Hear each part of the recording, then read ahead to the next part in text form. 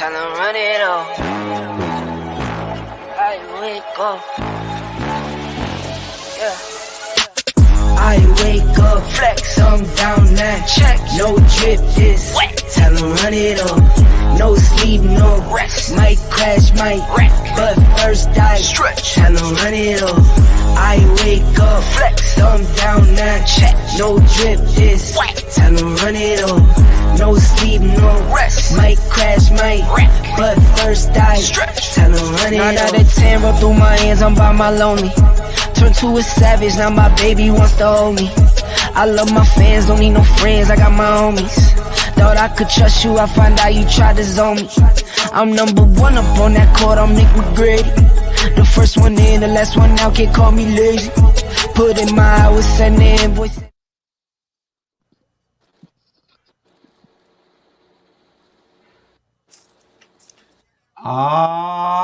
Shuck it, duck it. Quack, quack. What's going on? Something wrong with y'all, I think. Something really wrong with y'all. What's going on? This how we do it in the seaport, bro. This how we do it in the Oh seaport. my God. Okay, all right, camouflage. This how we do it in the seaport. See, y'all too old remember camouflage. But now you don't know about no cut friends, do you? I went to school with Tammy, camouflage mama. Don't know what you're talking about. Yeah. Mm-hmm. That's what we do. Yeah, welcome everybody to the Ebony Sports Reporters. I don't know where the host is tonight. The host who sent us the agenda. I don't know how he can do shows. He got stuck somewhere. You know. Well, what do y'all think happened to him? Did he have a hot date and had to go drink some nut juice? What's up? Hey, he had no hot date. He probably just drunk some nut juice because damn sure he had no hot date. He might be. Ain't no telling. But anyway, hey, he probably had practice with the Temptation. Oh yeah, he could be there too because he do look like one. Hey. That man might be at church. Y'all don't know. He might be in church. Where is Jamal Ray? That's the thing. You know what I forgot to do? I forgot to get the NBA scores for today. And that's what I was I was busy. I had something I was doing and got busy, and I did not get the NBA scores. I usually would have them at the bottom of the ticker, but since I don't know where my little help is tonight, but tonight, Thursday, she's not available till Friday and Saturday and Sunday. So we'll get it all right. That's my bad. I should have did it while I was. Hey, pull up that ESPN. I should have did it like I was when I was out. Y'all see the background we got there for sports. That's a nice stadium there. Football. I like that. Whatever, lacrosse, whatever the hell you want to play. I like that. I like that fescue grass. That's some good fescue grass back there. That grass, huh? That bushes. Between the hedges. That's what they say in UGA, between the hedges. Between the hedges, yeah.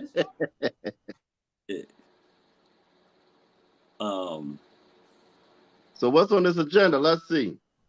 Well, the first thing on the agenda, and I didn't have time to even do his agenda to put it up in the on the board, was I've been busy. I've been busy.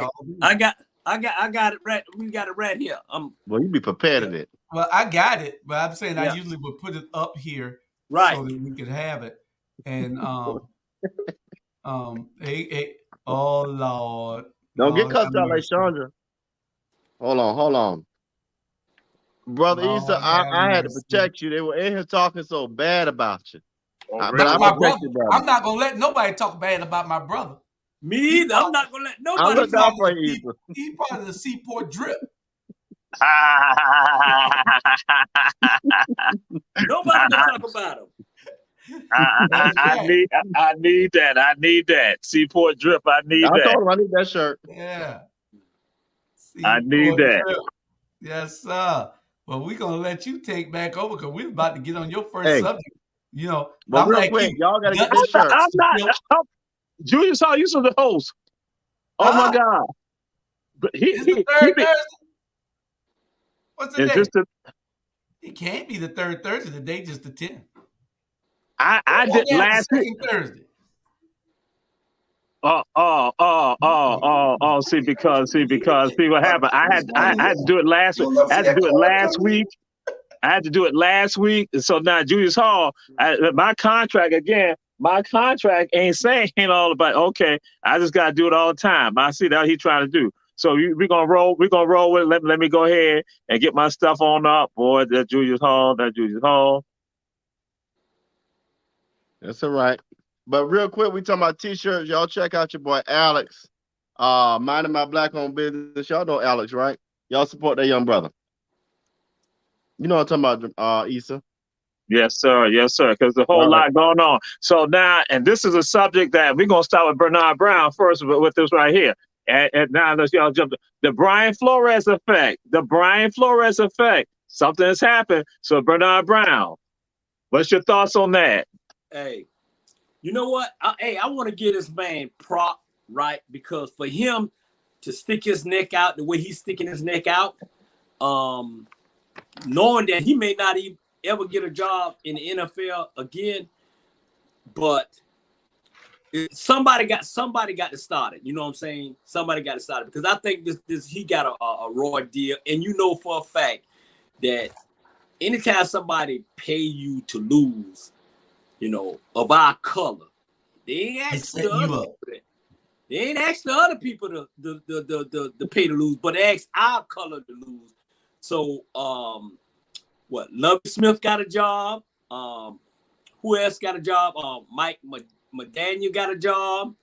I was hoping Lefford got a job too. And I think he's ready for a head coaching job, the Tampa Bay offensive coordinator.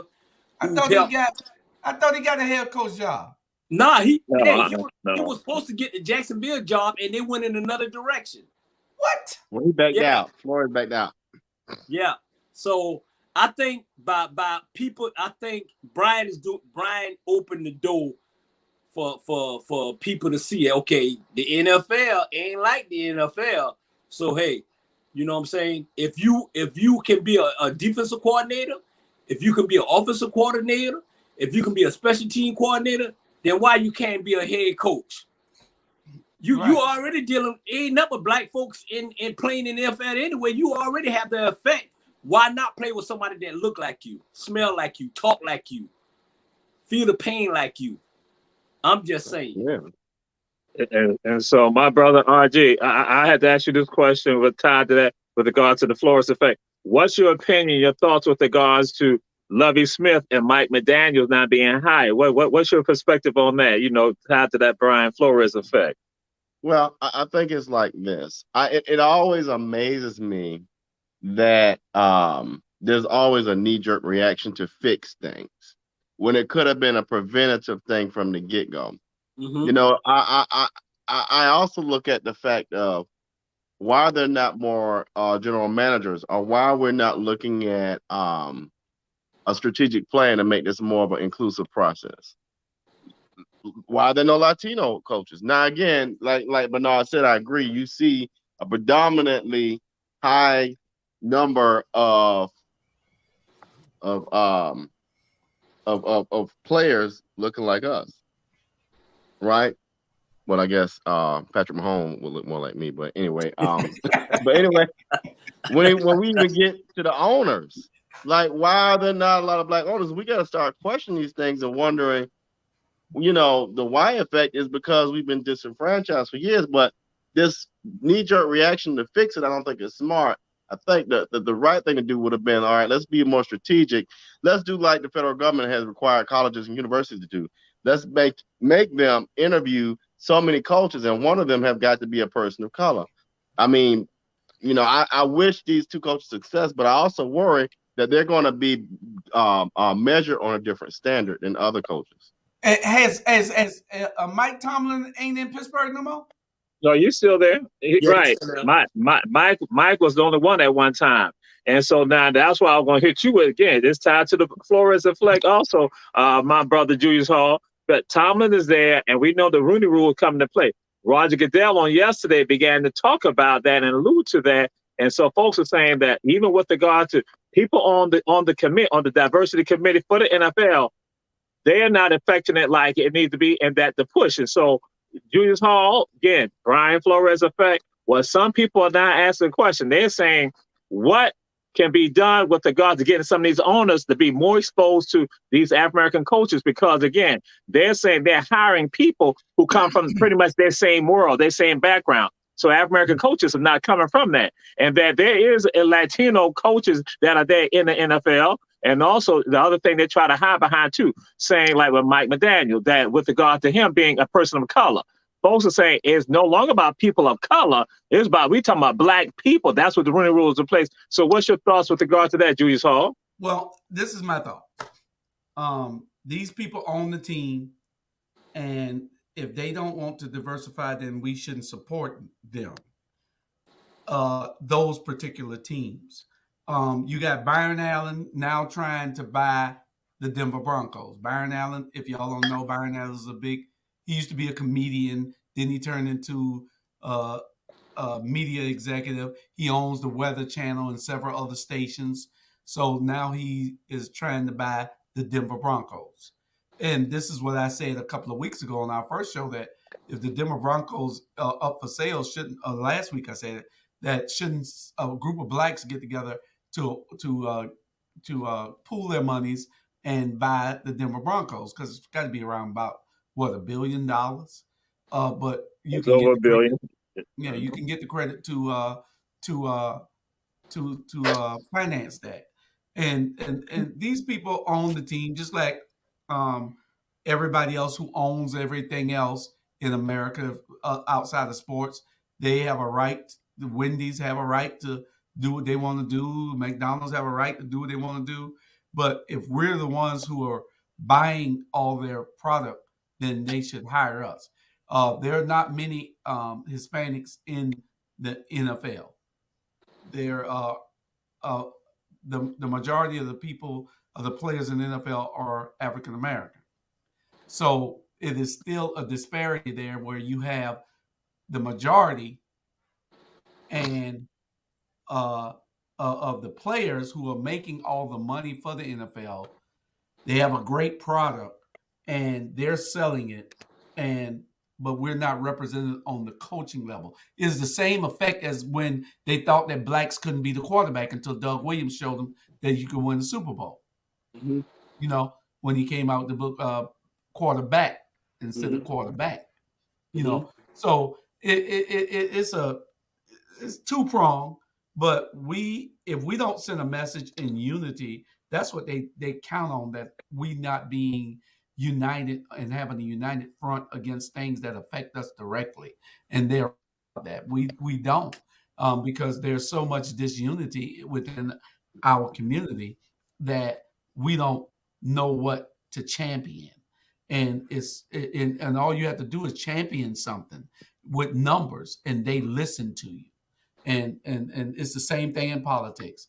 You know, if you win the Super Bowl, Mr. Producer, ring the bell. Ding! Okay, we're moving on. That's subject. That's what we're moving on. Moving on. Okay, thank you. So now what we going to do? We gonna get them Super Bowl predictions, and who you think your blow up? Who's gonna blow up in the Super Bowl prediction? Also, who's gonna be that person? Gonna be that star? And I regret doing this, Bernard, my brother, but we're gonna have to go to Julius first. And so, but I'm gonna monitor. Him. So first, Julius Hall, go ahead. 1 minute. Yeah, well, you know, I gotta add that flair to it. Okay. Yeah. Hello, Terry. Yeah, we are experts. You know, we're going to give you that great opinion. Who's going to win the Super Bowl? I got the LA Rams winning the Super Bowl, and I have my boy Matt Stafford showing out. He's going to show his butt. That's my prediction. Okay. All right. So now we go to Bernard Brown. Who are you looking at Super Bowl? Who you think? Because I know you, because you be studying. So who you think going to be the blowout? Hey, really, it's really not gonna be a blowout. Oh no, I'm saying who you think gonna be that star? Who gonna be that star person that come on that team? Now, Odell Beckham. That boy gonna show out. I'm telling you, they already. Every team he went to say he's a troublemaker, right? And you know the Cleveland Brown. cut him. The Cleveland Brown. They don't even know how to spell cut. You know, Odell gonna show up. I'm telling you right now, Odell gonna show up. And but you know what? On the backside of that, if you look at all the NFL players, right? If you look at all the NFL players, and they most of all the NFL players black, right? But if you look at the white guys, you know, the Cincinnati Bengals guy and all these quarterbacks and the New England, they got a swag. You know why they got a swag? Because they hanging out with the brothers. They hanging out with the brothers, man. They learning how to, you know, they learn how to play some ball. Trust me. Hey, they come to our community, still our community, and then they got the little swag. Come on now, the boy had that little gold necklace hanging down with a cigar. Come on now, he think he Joe Namath. So Odell Beckham gonna be the man. Odell Beckham. Right. Julius Hall, do you notice that your homeboy Bernard Brown is stealing the stuff that we said last week? We had said that last week about Joe. You see how he gonna steal our stuff, not try to make it like it's brand new. So everybody who's checking out Ebony Sports Reporters, y'all not think it's brand new. I just let y'all know. Go check out the show last week. That's what Julius Hall and Jamal had talked about last week. But anyway. I didn't see the show when he didn't show up. When he didn't show up. So my brother RG, who gonna win the Super Bowl, and who you think gonna be that person that's gonna blow out? Who gonna be that blowout star? Well, I think honestly, I'm gonna go with Matthew Stafford. I'm a Bulldog fan to the core. Matthew has been impressive since going to the NFL. He was impressive when he was at Georgia, and he's been very consistent this year. And I think consistency is gonna win. I do think Joe Burrow is going to be quite impressive as well, but I don't think he'll get it done. I think Joe. The thing about the Super Bowl, and I'd be shocked if he does, but he's coming in, he doesn't have the level, and I caution using the word experience, but he doesn't have that that game time feel, that mojo that you get from doing things over and over. And I think Matthew's going to take it home, but I think Joe's going to impress us. Okay. And I'll just throw this out here right now to y'all. I don't want to bring this subject up. You know, I don't want to bring it up, but I have no choice to do it because this is what we gotta do. What has been the worst deal? What has been the worst superstar deal? The Nets or the Lakers? Which one? You know, everybody had these high hopes from last year to now. Which one do you have in your opinion? And so, RG, who you think? Which one? The Nets or the Lakers with regards to the superstar tandems that have been collected? I think honestly. You here's the thing.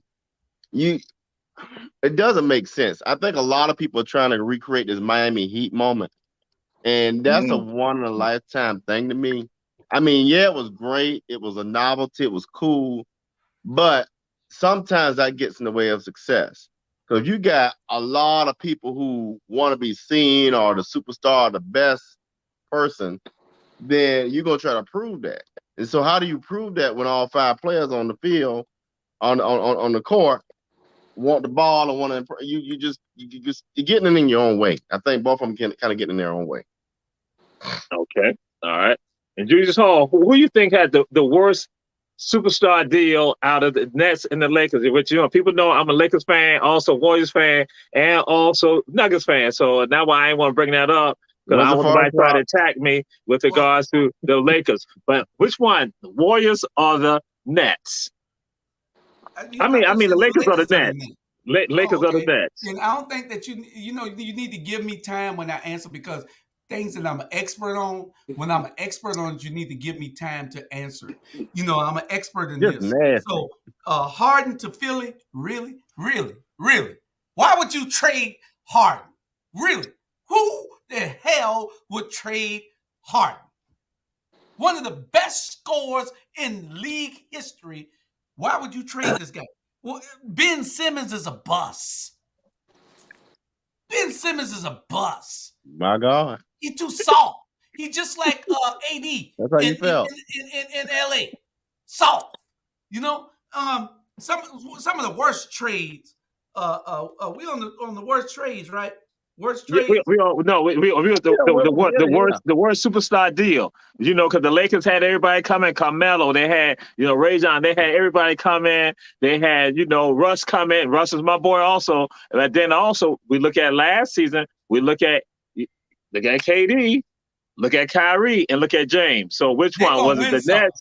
Just hold on with them. They're gonna win something. Hold on with them. They're gonna win something. Believe that. I don't know whether Ben Simmons gonna help them, but they're gonna win something in Brooklyn. But if just to bring back trades that you don't want to see, Brett Favre leaving Atlanta Falcons, Kobe Bryant getting traded from Charlotte to LA. It's a bunch of big trades that happen that people need to look at. But y'all go ahead. So my brother, Coach Bernard Brown, in your opinion, which one is the worst superstar deal? The Nets or the Lakers? Which one, in your opinion, my brother? Hey, I want to correct something what Jules just said. Okay, Harden, he only show up during the regular season. He don't show up during the playoff. I don't care if you averaging 30-something points regular season. In the playoff, he's a bust. Harden, trading him to Philadelphia probably be the best thing for him. So now you got him out there in Philly, right? He can spread. Yeah, he shoot the three. He can spread the offense to have your boy in the center move around more and everything. But Ben Simmons, I think he's not so much overrated because he hasn't even proved himself yet. But I think the Nets trust me, the Nets got some serious issues. The Nets don't know whether they want to stay in Brooklyn or they want to go to New York. Right now, Kyrie and who's the other guy over there with him? They looking like they're overrated. That organization don't know what the hell they do. Now with the Lakers got some issues because they got a lot of old superstars, and I'm not gonna blame Westbrook for all the issues because AD need to stay on the court. He always been an inter-pro player. He always been soft. He always, he need to show up or shut up. LeBron trying, but LeBron basically he's weighing himself down. And I think when they got rid of Magic Johnson as the GM, that's when the issue started. I think they need to go ahead and blow that team up, the Lakers and the Nets, and start all over again. That's just my opinion. But you see your homeboy Blue Moon talking about Shagari talking about Brooklyn will not win a title. Blue Moon, they will win a title, brother. They got too much talent in Brooklyn. What time they gonna win? The tennis? What time are they gonna win? They must be gonna win the tennis title when they come back to U.S. Opening. They'll get a participation trophy. They done got worse. When Jamal, they played and got Ben Simmons, they done got worse. Jamal, remember this here, okay? What them two said. Them boys. I ain't got nothing to do with it. You just said what they gonna win a participation trophy.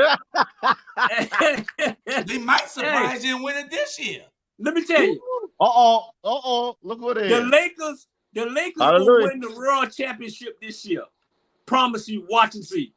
The Lakers gonna win it this year. Watch. So now that's what we need to remember on this day right here. That it has been said by Bernard Brown that the Lakers will win the championship this year. And Shagari put it out there. The West is strong. The West is stronger than the East. But we're going to go on to this right here. We're going to move on. So we're going to go to Bernard Brown.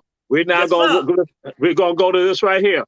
What dynasties do you see happening right now? What dynasties do you see happening right now in college or in professional sports? What dynasties are out there as you see right now? If there are any dynasties that you think. The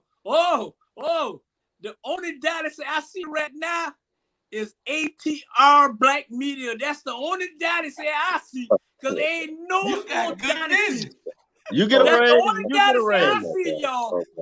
That's a touchdown right there. Oh my God. You got good vision. Oh my. Hey, you know, ain't no dynasty Junior Hall without dynasty. Oh, I'm gonna say to the listening audience of Ebony sportscasters, sports reporters, excuse me, I apologize for what that shameless plug by Bernard Brown. I expected better of him, but it's obvious that again it don't even matter. And then he gets encouraged by the other people here. So, there you go. Hey, on a serious note, I'm serious. ATR, black men, I'm serious. Ain't no dynasty in college. Ain't no dynasty in pro. Hey. The only dynasty is ATR Black Media, and we changing the name. That's it. Professor. Let's address Blue Moon again. Shagari. Professor, they cannot win again. The Bucks will not win again. Okay? The Bucks will not repeat. Bucks will not repeat. We are not. We're gonna go to. Unfortunately, we're gonna go to Julius Hall. Julius Hall, what dynasty do you see? What dynasty do you see out there right now? Where at? Are you gonna talk old dynasties or new dynasties? Oh no, we're talking about right now. What that was saying? You got your Nebraskas. You got your Florida States. You got your you got your Alabama. We talking about. So hold up. Listen to what I'm saying. I said dynasties right now. What dynasty out there right now?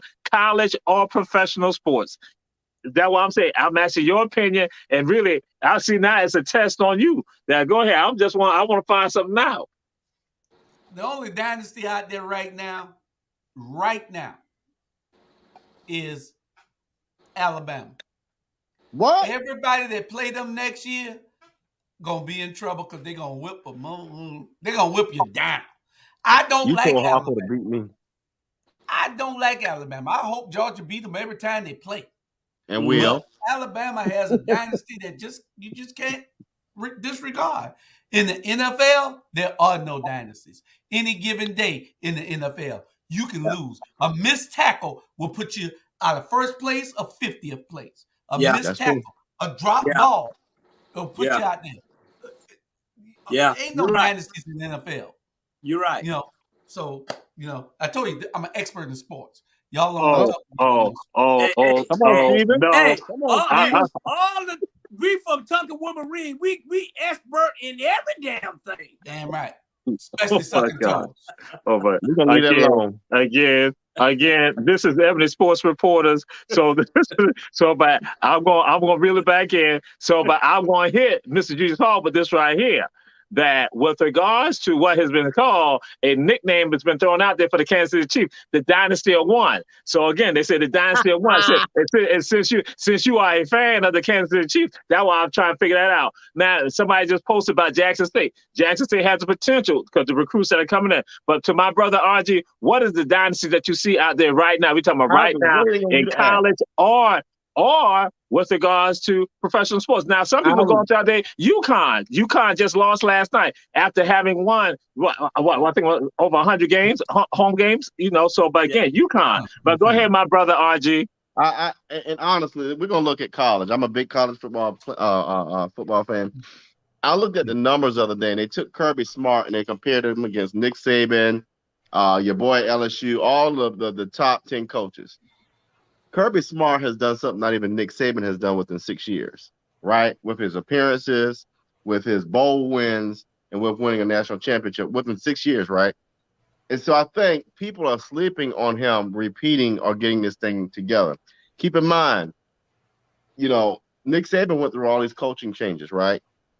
And he kept being successful. Kirby knows the recipe. Kirby has recruited very, very well. He has the number 2 class in the country. Kirby's got he's starting a momentum and he's lit a fire. And so I think it's going to be very hard. I'll tell you the test of beating Georgia. Depending on how they show up against Florida will be the litmus test of how well they do. But I think Kirby Smart got something going down there in Athens. So to again, to the audience, to Shagari and everyone, Terry and everyone, Ebony Sports Report is supposed to be an unbiased show, but then we see people prejudicial. That's why my brother RG, he's showing his favoritism with regard to UGA. But the show is we are supposed to be unbiased. But again, they got he went to Jenkins or something. Yeah. You know. Oh my God. You know what I'm saying? Wizard Forest people, I need y'all to show up in the comments. But y'all We got more a Wizard lot of Forest people stuff. watching. Hey. So my brother RJ asked you the question with regards to the Olympics. Should we be in China? Should we be there in China for the Olympics? Hey, see, that's a smart guy right there. See, that's my homeboy. He said West Side Whippers when I played quarterback. I not only played quarterback, I played linebacker. So that's my homeboy, Shikari. We got the same we birthday. can always do a flag football game out there first night. Come on now. And that was recreational. We had tailored this to college and to professional sports, not recreational. So, but again, my brother RG, should we be in China for the Olympics? Well, I think part of the Olympics is a political statement, really. And if we didn't show up, then Russia and China would leverage that to try to be the world power, which they're trying to do right now. That's the whole thing around Ukraine. And so we got to start looking at things for what they are. The Olympics ain't nothing but a political statement. Why do you think they put people out for the baggy pants? They knew what them folk would come do, come destroy them. So I think, we got to show up. We got to show up and show out, or else we're going to start fizzling away. Yeah. And so, Coach Bernard Brown, question tied to that. Is anybody looking at the Olympics? Just a question. No, but you know what? You got to realize too, if you go back in history, we as Black athletes made history in the Olympics when we stand up on that stage with our black gloves and protest a lot of issues. And that's what all started. And they got to realize sports can same thing with Brian Flores, same thing with him. Mm-hmm. We can make our statement through sports because, listen, everybody, whether you black, white, or whatever, we all can come together at a sports event and think we buddies, but after we leave the stadium, we enemies. I'm just saying. So with the Olympics, I think, we should be there out of respect for what happened back in 1964, I believe. But are we watching it? No, I ain't watching it. I don't even know who in the Olympics now, to be honest. I'm just saying. I'm not watching it. You know what I'm saying? Only thing I'm trying to do is we trying to get this sports show right here on the road. That's all the damn thing I'm thinking about. You know what I'm saying? So, yeah, we should participate. I think it's our respect that we should be there. We always been there. Jesse Owen and all of them, and we made history. And we always, one thing about us, man, we always gonna make history at the Olympics because a lot of people don't really know these folks, but when they get the Olympics, hey, it's showtime. So, and one more thing, and then I'm gonna stop. One more thing, y'all got to realize too. Y'all say who's the power, what next? Y'all got to look at Deion Sanders at Jackson State. Y'all got to look at the black colleges. Most of these colleges, black players now, I guarantee you, they're gonna swing over to where they need to be. At the end of the day, a lot of them is swinging over, and that's football, basketball, and everything. So ain't no powerhouse either way. Because if every athlete go to black colleges, y'all won't be looking at no colleges on TV. Y'all be looking at all black colleges. Everybody will be there. That's just my saying, Jamal. Now I have to say this. I don't know. Is it me or was the volume for Bernard the audio got or was it just me that the way it came out? What's that? The audio on you, because I heard him perfectly. The audio, yeah. I don't know. I guess it might be me because even when Julius said something. But Julius, we're gonna throw it out to you with regards to the Olympics. Should we be there? You should not mix politics and sports together. Yes, we should be there. KS, wherever your profession is, go there. Second, the only one in Georgia that in the whole state of Georgia that's watching the Olympics is my wife, Dr. Tanya Howard Hall. She's the only one watching it. I go in the room, she got that on. Guess what I do? I gotta go take a shower, come back out, and go watch TV somewhere else because she in there watching the Olympics. She's the only one And the watching the people in Olympics in Alpharetta. this whole house. No, I don't watch no Olympics. But yes, we should be there. And Bernard, the only time white people cheering for the black people is when inside the stadium or coliseum or gymnasium. You are absolutely correct. That's it. Blue Moon, you it was something that shout out to James Brown. He had to work tonight. He's one of our hosts here on this show, but he's checking us out. He's at work, still checking us out. Hey, James said he only doing America at the dock. What? So he don't do nothing but America at the dock. That's what he said to me. Now I don't know. Isn't that right, James? All right. All right. Well, we'll move on. We'll move on with regards to, because again, it's already come to fruition. It's about the James Harden trade.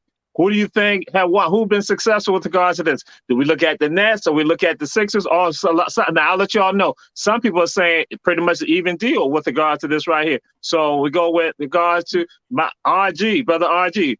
Who was the winner with regards to the James Harden deal, the trade, James Harden? You know, I'm gonna pass on that one. I ain't really been paying that too much attention. Yeah. So I ain't gonna talk on something I don't know nothing about. But yeah, I ain't been watching that now. Hey. All right. Okay, well, then that's a we move on. All right, then we move on. Julius Hall, who's the winner with regards to the James Harden deal? Who else? Philadelphia is the winner. Philadelphia is a clear winner. Ben Simmons is a bust. Philadelphia is a winner. Believe me, Philadelphia is the winner in that trade. Philadelphia did not get the worst of it, Moon. I'm telling you. Philadelphia, James Harden will prove himself. Philadelphia got a young, good team. They're going to come up. Believe that. Brooklyn got the worst because Ben Simmons, how you going to mix in there? Kyrie Irving got to have the ball. Now, you're right that Kyrie Irving is only playing on the road and he can't play in New York. But New York just lifted their restrictions. So, hey, things going to change. He'll be playing at home by the time the playoffs come around. Watch and see. Watch and see. Some of the restrictions, the face mask, I guess. But I got him, Rob. Yeah. But we'll see. Philadelphia got the worst of it. Watch him. Y'all just watch him. Y'all watch him. I'm telling you. So Bernard Brown, who's the winner with regards to the deal, to the trade with regards to James Harden and to Seth Curry and also Ben Simmons? Hey, you know what? Philadelphia got the better end of it. I seen this coming. People don't realize this was already in the work. And I told my little shorty, I said, hey, because she from Philadelphia, I said, hey, I said, they're about to trade for James Harden. But you got to realize this here. You got one of the best coach that ever was in the NBA, and that's Doc Rivers. He know how to blend in the players, and I think with Harden, if he stayed, to be honest, he wasn't really hurt. Y'all got to realize this here with the NBA. Let me break it down to y'all, because I'm taking some of RG minutes. minutes. Hey, you got to break it down. James Harden wasn't hurt.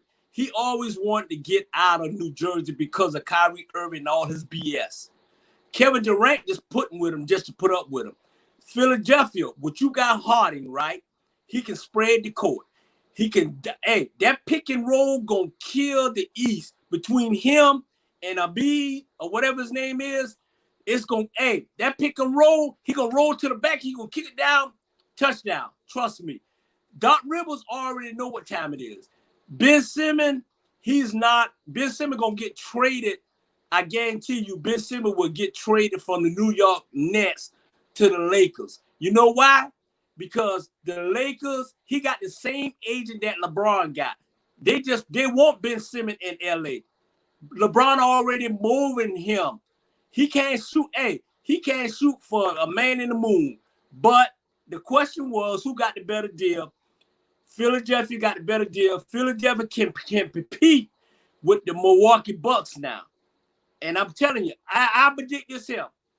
Philadelphia 76ers will be in the Eastern Conference Final against New Jersey, hands down. Milwaukee not going because they still got a little something. But that's my opinion. Great trade for Philadelphia.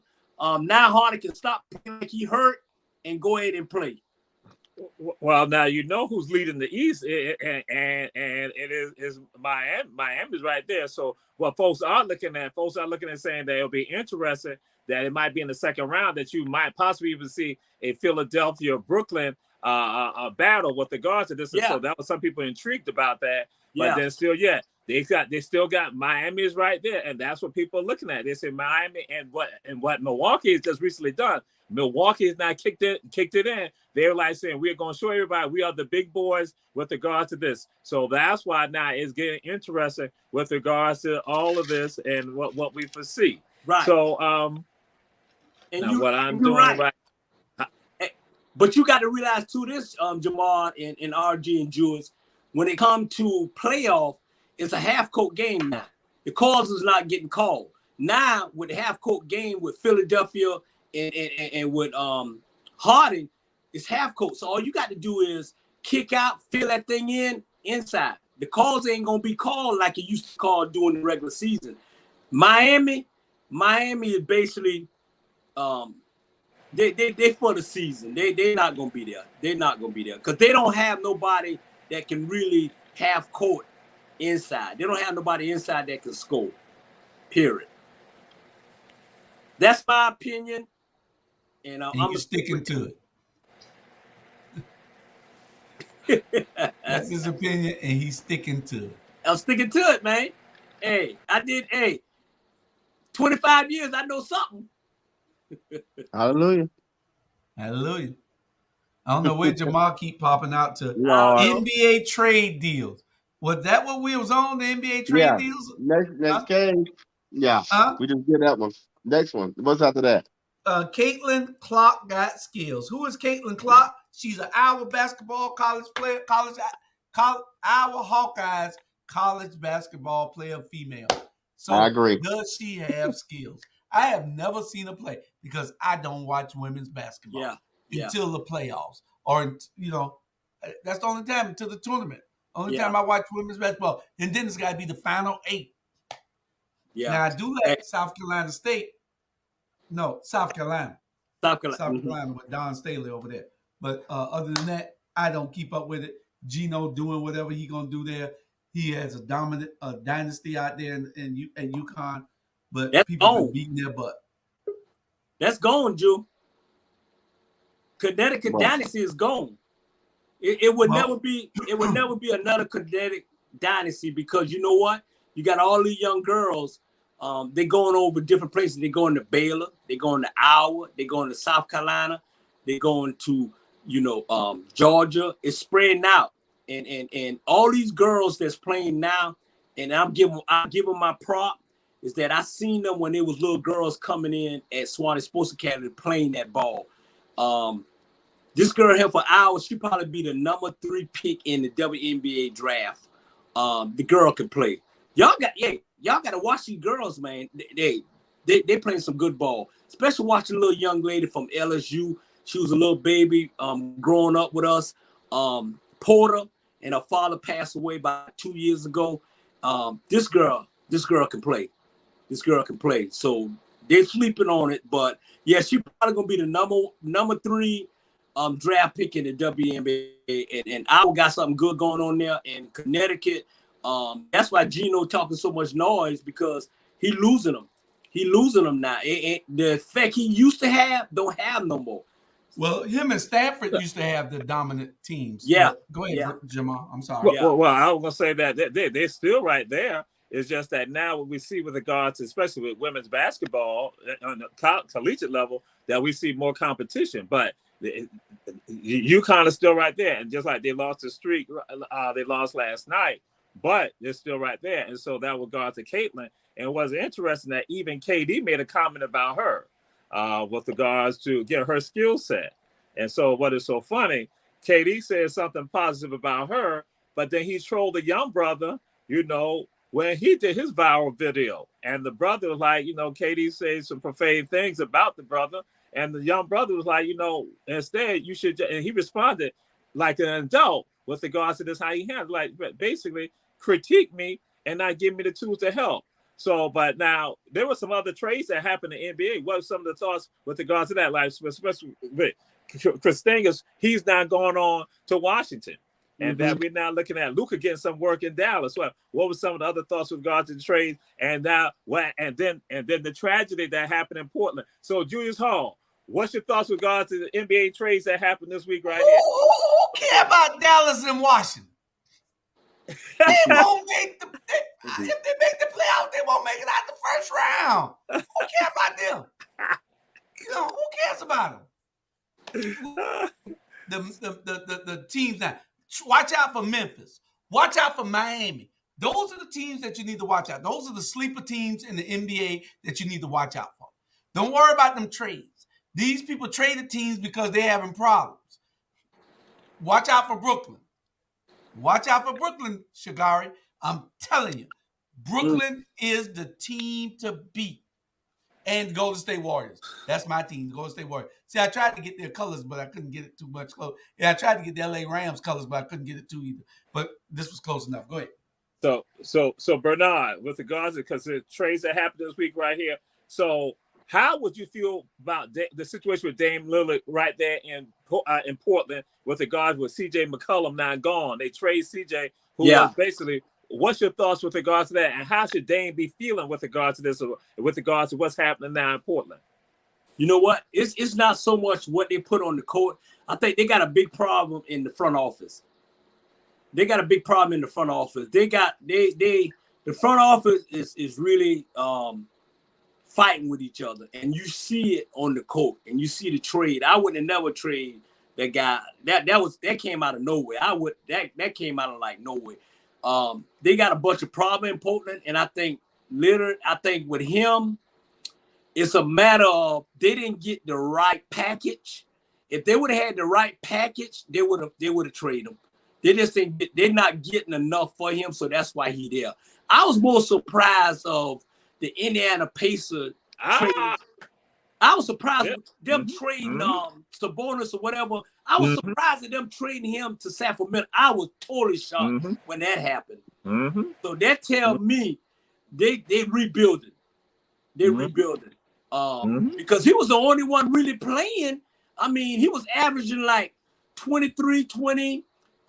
He dropping 12, 10 rebounds. He giving out 6 or 7 assists. I mean, so when that happened, I did like this. I like, what? So that's the biggest surprise with me when they had, and with Portland, they got a lot of front office problem, and so they 2 years ago they was competing. They was competing for a championship, and then all of a sudden, the front office they changed the general manager. They changed the coach. And so they got a lot of problem in Portland. So I see right now, until if they get a package deal for him, he'll be out of there. He'll be out of there. He'll say, hey, I'm not playing until they trade him. And I do definitely like the background with regards to a lot of this when it comes to sports. And so one thing, Dame does not want to leave Portland because Dame has had a positive effect on people in Portland. He wants to be in Portland. But then you look at, again, what they're doing. So, and then when you threw it up, Bernard, when you talking about, say, again, the front office stuff, that it is a lot of stuff that is happening that is having an impact. But Dame, again, does not want to, he wants to be, he feels that Portland is a place to raise a family. So, RG, you got any perspectives, any thoughts with regards to the trades that have occurred in the NBA? No, I'm engineering right now. Okay, all right. We let you go ahead. You look like that sleep. So now we're gonna move on to this one right here. This is the one that I gotta say that Coach Bernard Brown, I need to ask your opinion on this. Does AD need conditioning? Anthony Davis, does he need conditioning? Yeah. Not only that, he needs somebody to. He don't have the dog in him. He when he was at Kentucky, he didn't have the dog in him. When he was at New Orleans, he didn't have the dog in him. When he was at the Lakers, he don't have the dog in him. He's soft. He plays soft. It's not so much condition. He's just injury prone. That's just him. And the reason why he injury prone, he's not a superstar. A superstar would, like, prime example, LeBron spent over $1 million all season to get his body ready for the next season. LeBron, to be honest, LeBron want AD out. He don't want Westbrook out. He see AD is the problem. AD is the problem, man, because he always getting hurt. Like the other night, he got hurt for tripping over somebody for falling. He don't have the dog in him, and I think he need to go back to Kentucky and find it. That's the problem. It's not about him being conditioned. He just don't have the dog in him, period. That is so right. Julius Hall. So that is so right. AD is soft as hell, and their fans are the ones are the problem, like Jamar Torre. That's the problem. The Laker fans is the problem. As long as you got Laker fans like that, you're going to have a problem. Just like the Dallas Cowboys and the New York Yankees, you're going to have a problem in the Los Angeles Lakers. That's right. Not in this New England Patriots. Yep. Not in it. Yep. Not in the DA. Yeah. He's just soft. You got to have that killer instinct. Jamal, if you got killer instinct like Kobe, if you got a killer instinct like Michael Jordan, like Magic Johnson, like Larry Bird, where you feel like ain't nobody better than you on that court. Yeah. When I go to the basket, I'm either gonna make this basket or I'm gonna be fouled. Yeah. You gotta have that. You got to have it, that you man. just gonna say, I'm finna bring it to you. So be ready. Yeah. No, AD. You got to have it. He is. And the fans ain't no good. Right. Okay. You're right, Charlie. Hey, Charlie Brown, right, man.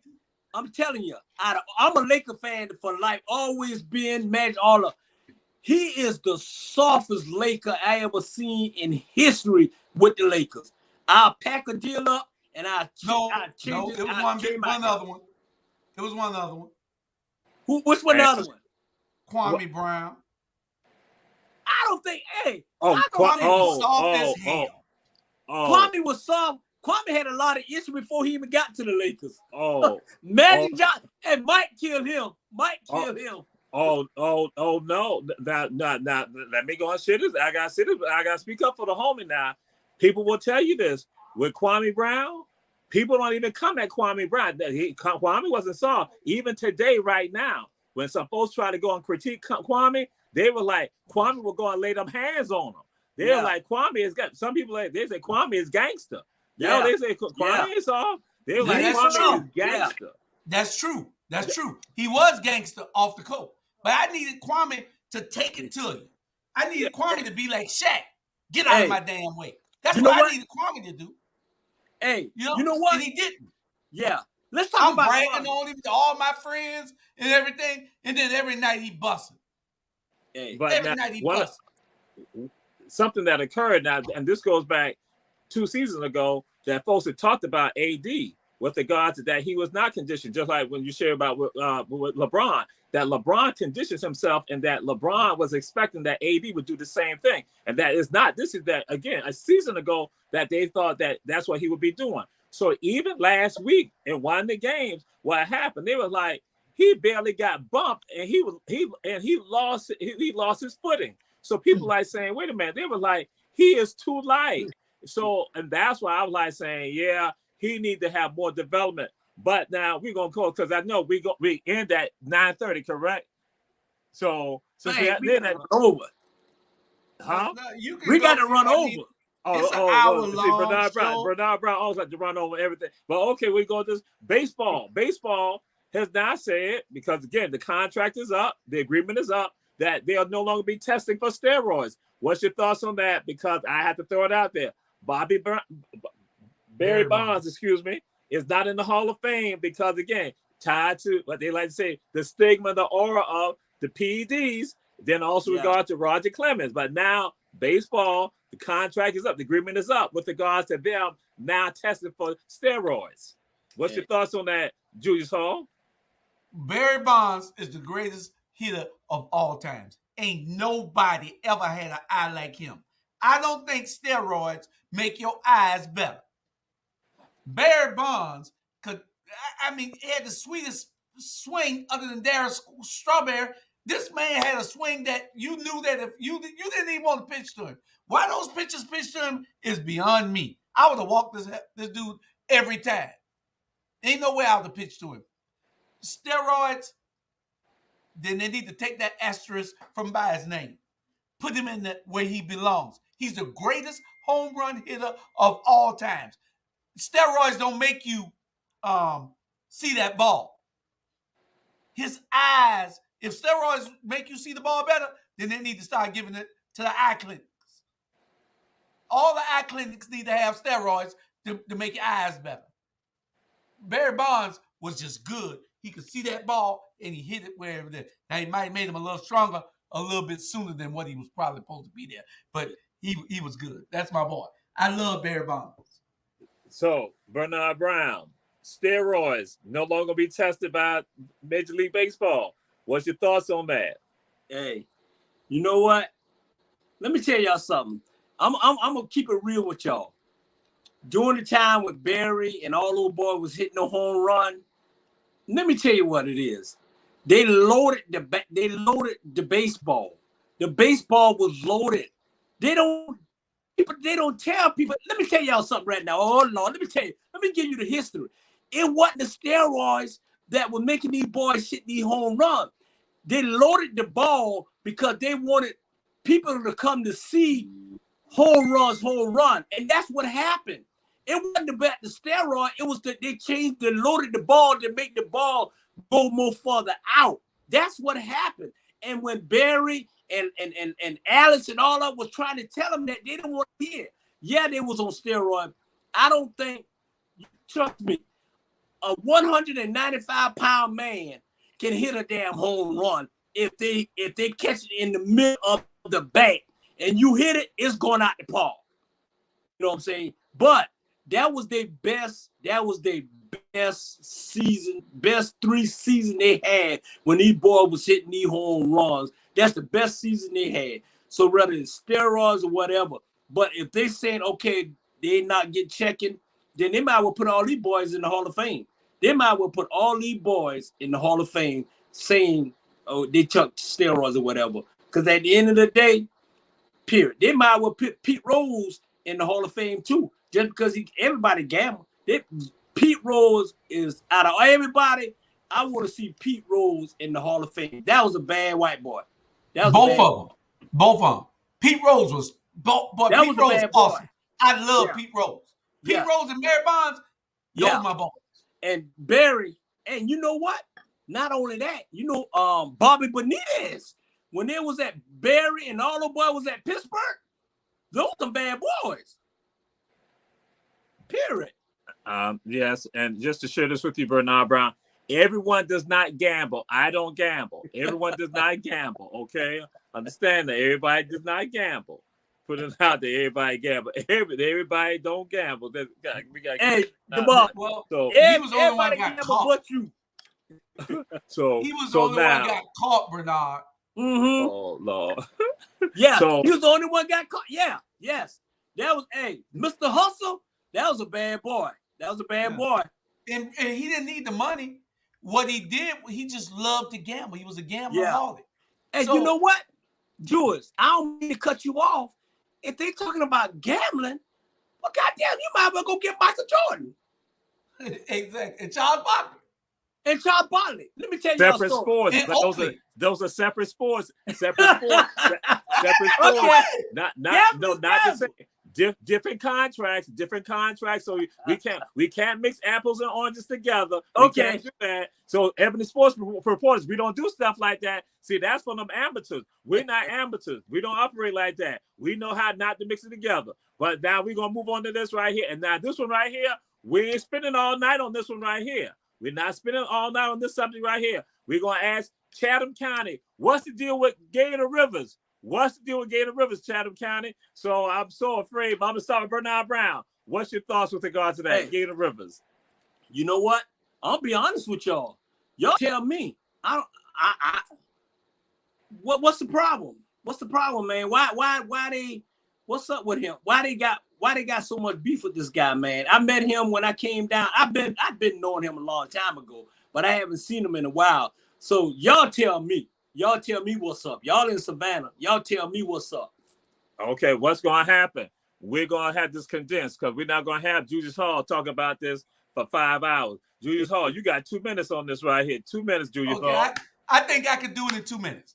Now, here's my thing with Gator Rivers. Gator Rivers is an asshole, but Gator Rivers is my friend. Gator Rivers is an asshole, but Gator Rivers is my friend.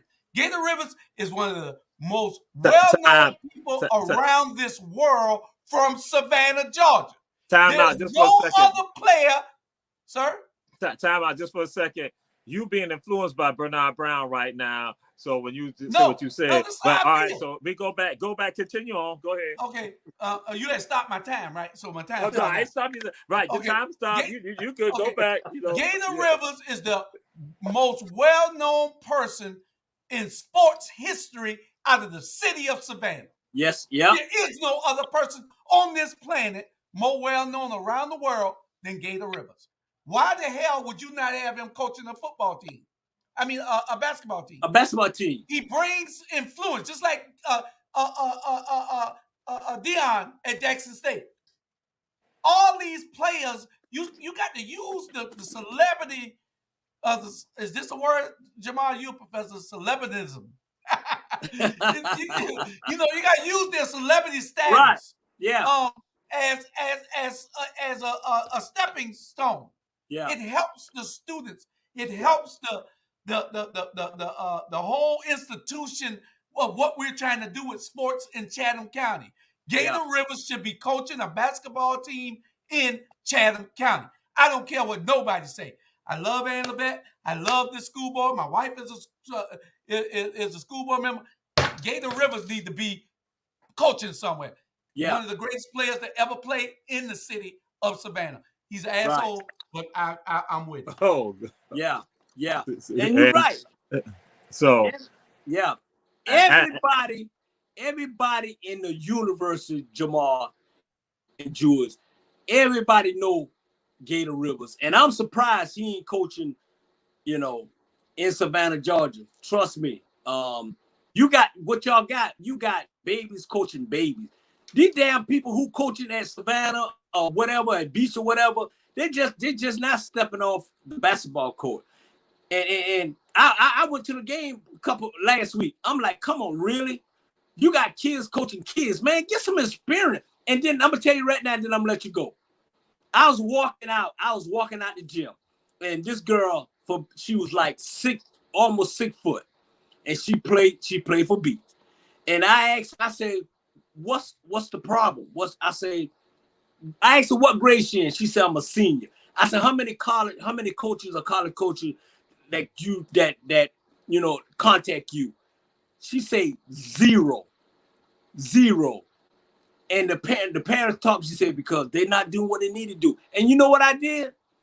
I made some phone calls and I called some college coaches. 7 of them college coaches already done called the young lady, already seen their film, and said, you know what's going on?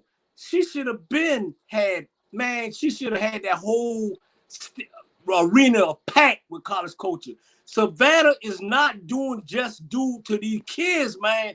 I'm telling you. And I'm getting frustrated. I know this is a sports show at the end of the day, but I don't like this. I don't like what's going on in Savannah. I really don't. You got a lot of talented kids out there.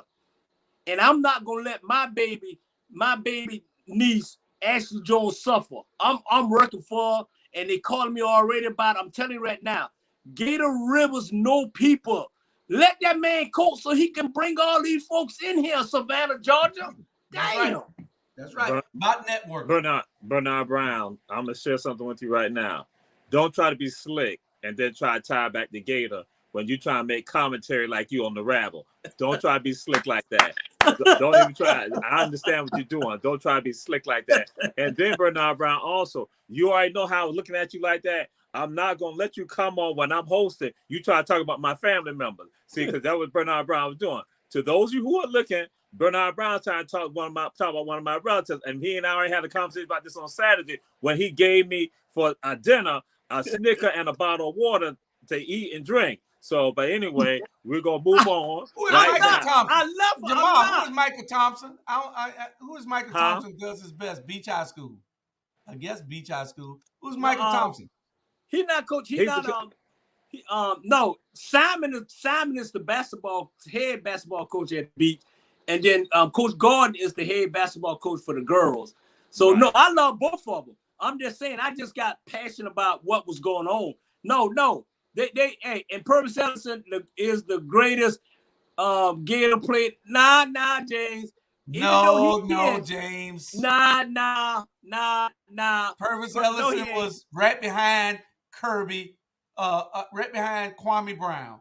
Gator Rivers is the best basketball player not the best, but he's one of the best to ever come up out of Savannah, Georgia, on the world stage. And Jewish. He didn't have to play in the NBA. The Harlem Globetrotters back then was more famous than the NBA players. Right. And Jewish. Well, you can't necessarily go and say that because we still look at the records. But I have to go and say this because, again, Mervin the Magician, who played for Utah in the ABA. So again, you can say he's one up, but he cannot say he's the greatest because but now, see, because this was a Rontel that show that, again, when people going to talk about Knowles, that's why some people, so that's why I'm like, you cannot. Andrew Knowles is right there. So, but we're going to move on to about Mike McCarthy because, again, we're not going to get in there because I'm listening to you and I understand you showcasing the person, letting people know. But then other people go out there and say, wait a minute, y'all saying that right there. And people going to start saying, what about Mervin the Magician? What about Andrew Knowles? They're going to start throwing them up there. And then we're going to be looking like, oh, my God, we ain't do our homework. We don't know. But anyway, Mike McCarthy, is he safe? Julius Hall, excuse me. Coach Brown, is Mike McCarthy safe? Is he safe? Let me tell you about Mike. Let me tell you about Mike. To be honest, on a serious note, Mike need to go home. Mike is destroying the Dallas Cowboys. Nobody, I'm telling you, the players don't like him. They're not playing hard for him. And he is one of the hellest running back in the NFL. And all of a sudden, ever since that man got him, numbers going down. That number going down. They need to get rid of him today. At the end of the day, he need to go sit on the sofa and sit down because he destroyed not only Jimmy Jones destroying, but Mike. They need to fire Mike. And I'm telling you right now, y'all think I'm crazy what I'm about to say. They need to go ahead and bring the defensive coordinator down and be the head coach. Because you know what? He got that fire. He already know. They fired him. They let him go in Atlanta. But that boy got the fire now, man. I'm telling you, Dallas Cowboys should make that boy the next head coach right now. And I guarantee you, it'll be all right. Can I say something? Yeah, it's your turn now, but you ain't got 5 hours. I ain't got but 1 minute. I think that this is what needs to happen. We need to petition the NFL to combine the Atlanta Falcons, the Dallas Cowboys, and the Jacksonville Jaguars into one team and make them play. And that's what I want to say. Mike McCarthy, he's safe because he's a white boy. He's safe. They're all safe. Nah, Drew. Mm-hmm. I don't know, Drew. It's a lot of rattling going in up in that front office, Jimmy. I'm telling you. Listen, Jerry Jones is an idiot, as he always has. Let me tell you who the next. The son gonna be an idiot too. Let me tell you who gonna be the next head coach for the Dallas Cowboys on a serious note. That boy who just left New Orleans. He always wanted. Who, Johnny Kicklight? No, Sean. Oh Lord. No.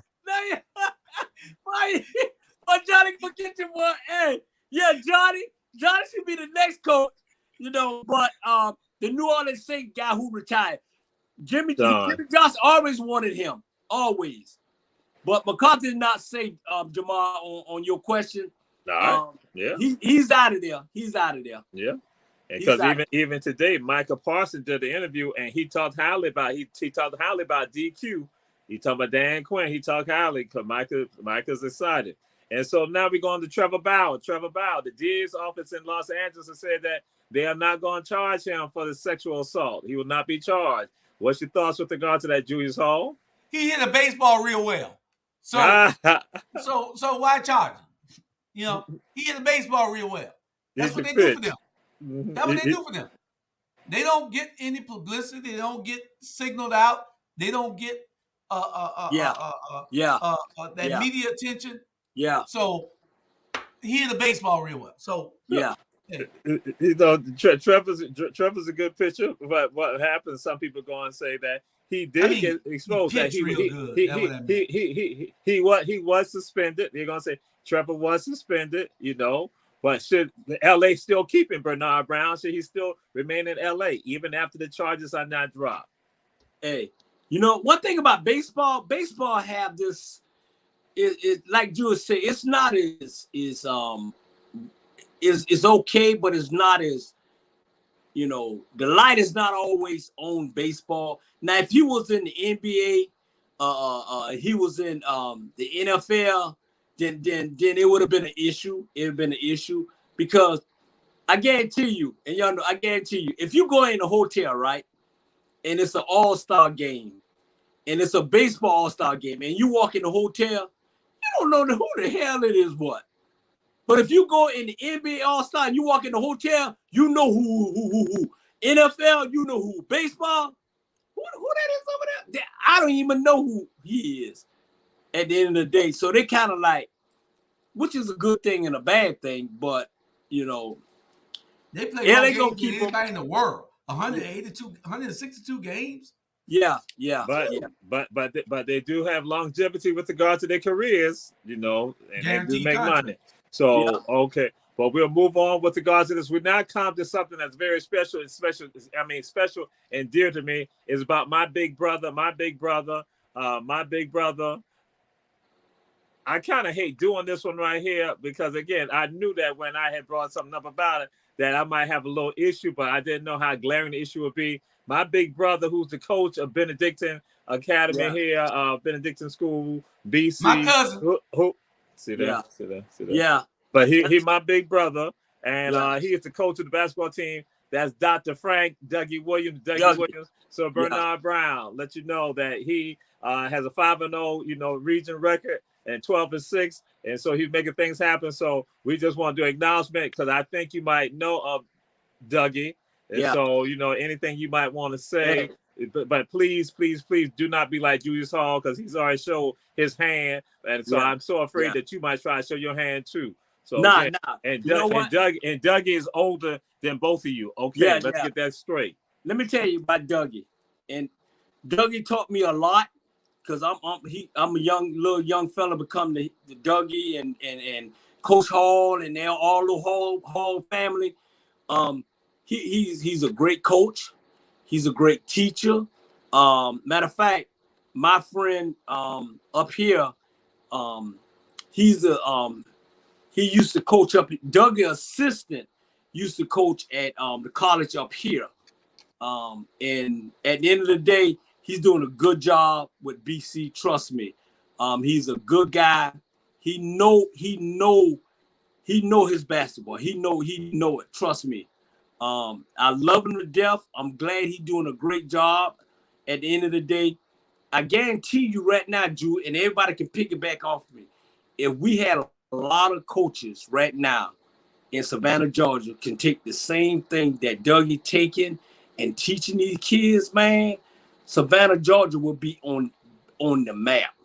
Hey, like I say, he do, and you know what, Drew? And you know what? At the end of the day, it's not about the past. It's not about where he came. This boy is flat out can coach, smooth as hell. And I send a prop out to him.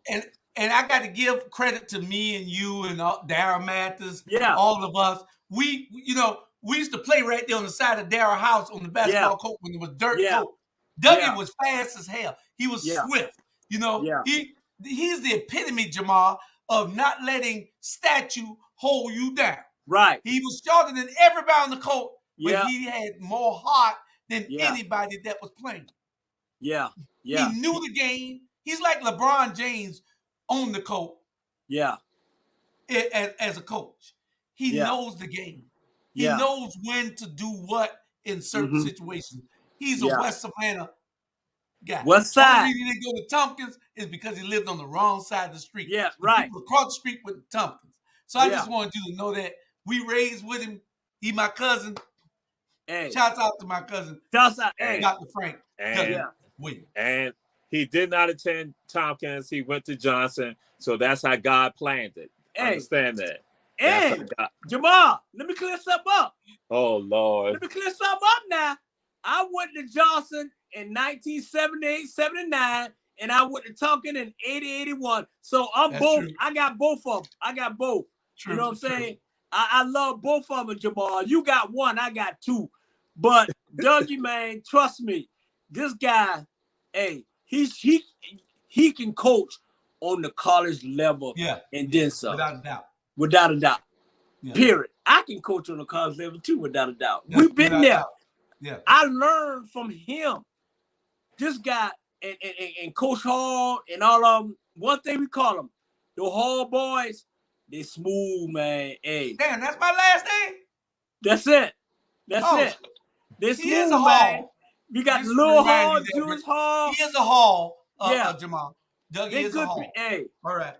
Trust me. They know the game, and this is why I shuddered to even do this. I said I gotta pay homage to Doug, but I shuddered. I said the two of them, I say it's gonna be a problem. But yes, we're gonna move on. I'll go and just throw this out here. Senegal won the African Cup with regard to again qualifying for World Soccer, so they won. I'm proud of Senegal. But we'll jump on to something else because each time when I do hosting, there's always some little segment. This segment is Coach's Corner. So we want to get that Coach Bernard Brown, Coach's Corner. Go ahead, give us something, Coach. Give us Coach Brown, Coach's Corner. Then we go to Coach Hall. I'm too afraid about Coach Hall, but actually, I need to say this. I'm afraid about both of them. I'm afraid of Coach Hall and Coach Brown. I can only imagine. Hey. Can I get a little? Can I give them a little history about my coaching career? Not 5 hours, okay? No, 2 minutes. 2 minutes. Hey, I've been coaching for 25 years. I'm 2-time state championship. I coach at Pebblebrook High School, Cal High School. I coach at Spray Red High School. I coach my daughter and my son. And if you Google my daughter, hey, she was in the top 100 ESPN. And if you Google me, you'll see me too. Coaches is a hard job, but you got to be passionate about it.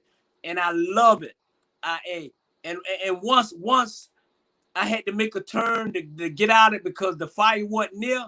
But at the end of the day, don't coach to win. Don't coach to win. Coach to make make boys to men's and make girls to ladies. And what's the proudest moment that I always have is when I can walk in the mall or walk in the grocery store and I see one of my forward players and they come up to me and they hug me and say, "Hey, Coach Brown, I love you," and they family and they tell me how they doing, man. It's not about the wins and the loss, but one thing about it, man, you have that fire that you got to win that ring. You got to win that ring. And when I got two, I was it. That was done. And me watching TV, man, and I see the girls that I put, boys that I had a part of their life, and I see them on TV, man, I sit there and not cry because I know that I played a part of them. And the number one draft player next year is gonna be this guy here, and he's gonna be the NBA man. He's a good guy, man, and he is like I cry because, man, I played a part in these people's lives, and I never had to change. I never had to stop cussing. I never had not to be me. I'm telling you, all they wanted, man, is for me continue to be me. I give everybody I had in Atlanta, Georgia, Savannah, Georgia, Marietta, Georgia. I give them 25 years of cussing, and ain't nothing gonna change. So on America, it ain't not gonna change. But on a serious note, it's not like being a part of so many people's lives. And when you coach, you're a parent. You inspiration.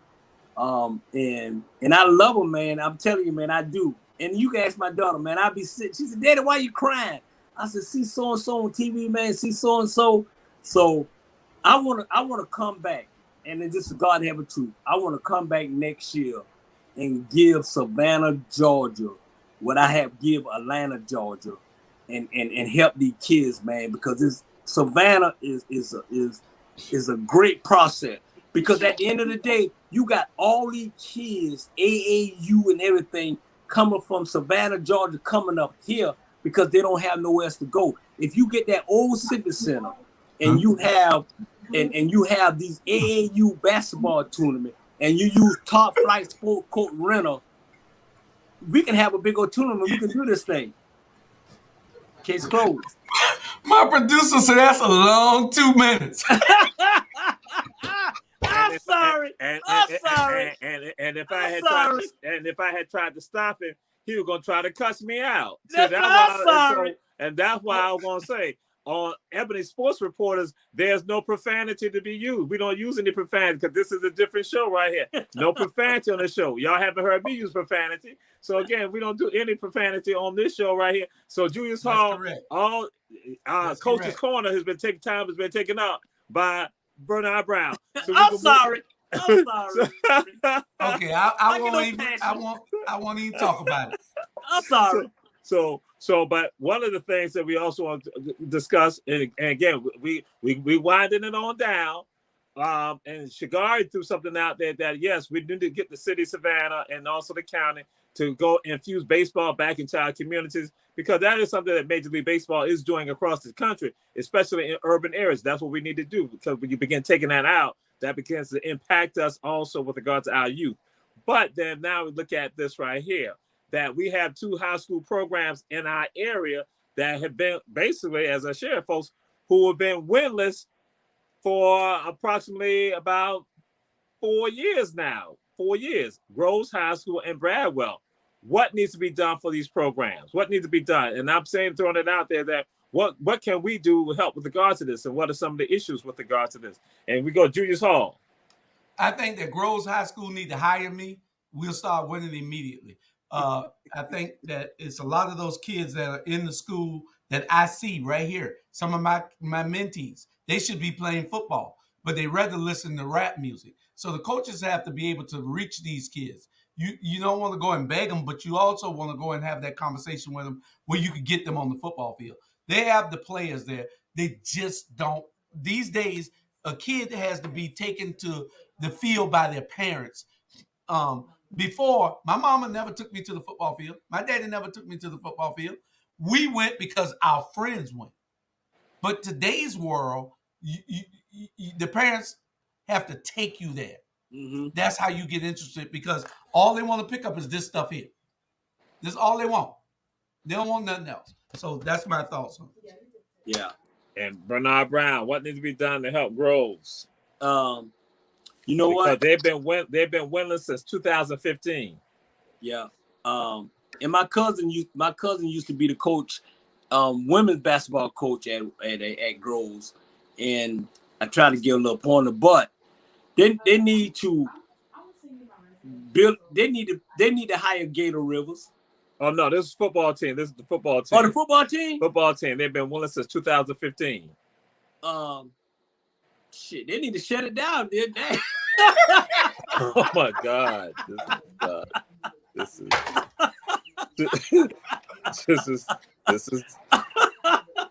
to the listening audience. This is not what I had expected. Okay. They need to shut it down. Okay. Hey, but when we was growing up. But one of the things that happened when they built these other high schools like New Hampstead, they stripped all the talent out of Groves. So it's going to take a while for Groves to build back that talent. Yeah. And it's going to be a while. So Jamal, just hold on. Just like Woodville Tonkers, they closed us down for 20 years. Look at us. When we came back in rare form. We don't play the music with anybody on the basketball court. Yeah. So go ahead. Next subject.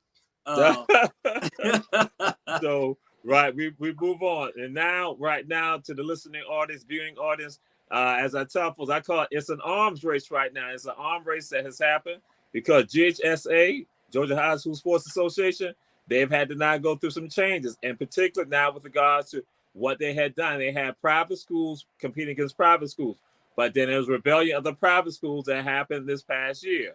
So now what's going to occur this season coming up, private schools are now going to be playing in the same region as the public schools. And right now in Chatham County, Savannah Christian, Savannah Country Day, and also Calvary going to be playing Johnson. They're going to be playing, I think, Beach. I think they're all in the same region. They're going to be playing. And so now there is an arms race that is about to occur. What's your thoughts with regards to that, Bernard Brown? Private school. And so let me explain to the audience out there, when I say the arms race, they are now going to be recruiting athletes, and some of the same people who are looking at the show tonight, there's going to be some of your children, your grandchildren, your nieces and nephews who they're going to be recruiting to come over there. And what happens for some people mind, because they go to private schools as if the private school is doing you a favor. No, you are actually helping the private schools, because what your child is doing actually brings in more revenue. If they pay $1,000, excuse me, if they're paying $3,000 for the tuition for your son or your daughter, guess what? When the folks are in the stands, guess what? That's $3,000 right there each game. Bam, $3,000 each pop. So don't feel bad about it. So Bernard Brown, your thoughts on this right here? You know what? If I know you was gonna bring this, if I know, I didn't look at it, but let me tell you, the AAU guys and the private school guys are getting together. I ain't gonna lie, I was one of them. We go out and we recruit the best players that we can see, and we let them in private schools with no fee. I'm just being honest. No fee. And the private school are more important than public school now. You got college coaches going to private school more than they go to public school, because we're recruiting them and we getting them. And the AAU and private school are really hurting these kids, to be honest. And I mean, ain't nothing you can do. That's why the NCAA trying to stop on it, but ain't nothing you can do. At the end of the day, I won 2 of my state championships from a private school. You know why? Because I recruited overseas and got these boys overseas, and we let them come into school, and they didn't have to pay anything. And it's about winning. I'll be honest with you, it's about winning. And every 2 years I've been there, the gym was packed with college coaches and period. And you know, that's what private school, because you can get away with a lot of stuff in private school than you can do in public school. So for them to blend together like that, to be honest, on Julius and Jamar, it's gonna hurt. It's gonna hurt Savannah. It's gonna hurt them, because it's about trust me. Oh, actually, no. In Chatham County, I'll share this with you just to clear it up. In Chatham County, no, they come to the public schools. So the private school, now what's happening? Savannah Christian, Savannah Country Day, Calvary, because what happened? Because it was a rebellion of these private schools with GHSA. What occurred? These private schools started saying, no, we're not going to play with y'all no more. So they've now created their own administration system with regard to athletics. So now what's going on? That Calvary, Country Day, Savannah Christian are all afraid right now that they're going to have to play the public schools, and they not realize that they don't have the talent base. So I'm throwing, but what I want, and I want particularly our audience right here, and for people actually around the country to understand, when your child is going to a private school, you have that leeway right now that they're not doing you a favor. They're not doing you a favor, because when your child is there, they're making money off of your child. Yeah. I say the arms race is that they're going to come, because I'm just going to say, at 27-17, I see it. And guess what? They're not necessarily getting the best athletes, but they're doing all that they can to try to get them, because they not know that where before they could beat up on other private schools. Yeah. But now when they stand on the sideline saying, wait a minute, we got to compete against Groves. We got to compete against Beach. We got to compete against Johnson. they're like, wait a minute. So now that's what I'm saying. They are, as I said, arms race, because you're gonna find country day trying to get folks that Savannah Christian, they're gonna try to get folks, and you're gonna find Calvin all trying to get folks right now who again they're in the 8th grade and they're going after them, but most of them are going still to the public schools. But I want our people to understand, like, guess what? When they come to y'all, guess what? You don't be sweating. You don't act like they're doing you a favor, and that's what happens. So for some of us, the parents, that they're doing them a favor. When no, just like what we calculated, that with one child tuition $1,400. Yeah. Guess what? One game they are generating $3,800. Yeah. Yeah. So guess what? Just by your child tuition already paid by the folks, the players at the game. Yeah. You're right. People want to come see your child. Yeah, but we not understanding that. So I'm like saying, and I'm just throwing out because Ebony sports reporter. We go. That was it. We go to the background stuff. We go deeper. We go deep. So Julius Hall, we let you go ahead. What's your thoughts and perspective about this? Well, I think that they'll still beat Groves until they change some coaching and the mindset. They'll still beat New Hampstead. They'll still beat some of the schools. But the arms race, they'll get beat by the better public schools. They'll get beat by the better public schools. They're scared because they don't want to compete in that category in those divisions. But they'll still get beat by the better public schools because it's going just like we wanted to beat BC. Yeah. To us, BC was a private school. Right. Yeah. So they're going to be, and like my wife said, Chatham County got more private schools than any place in the whole state of Georgia. Right. The middle schools that are feeders to the high school talent is recruited to. Yeah. That's right. They recruit them from middle school. That's where they're outthinking these coaches. See, Coach Turner used to come see us play when we played junior varsity. Yeah. Now the private schools are going to see those kids. Yeah. Play. So they pick those kids and they bring them out. And Jamal, you got to do something about that and stop it. Anyway, To what now? I said you got to do something about that and stop it. Yes, sir. Okay. Yeah. They're getting out. Trust me, they're getting out of hand. But you know what? It's really nothing you really can do. Because not only the coaches is going through the high school to get these athletes and stuff. I ain't gonna say it. Let me stop. You got these little young blonde, but that's another subject. Ebony sports reporter does not engage in that type of conversation. So again, this is not like the other the OUR shows. I'll take that too. So we tell Charles Barkley what to say. We go move on to the second to the last item on this. 3 minutes over. Is what program or what schools or what teams you think are underrated? Julius Hall.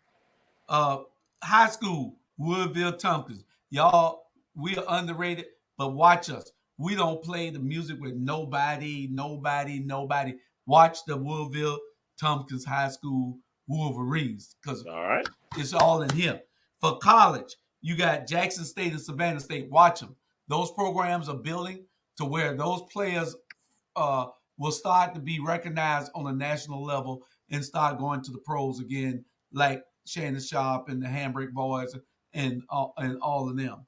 And on the NFL, the most underrated team is probably going to be the Atlanta Falcons once they get rid of Matt Ryan. All right, that's me. All right. Bernard Brown, what team you think is underrated, or what program you think is underrated? I'm gonna go with Tunkin High School again. With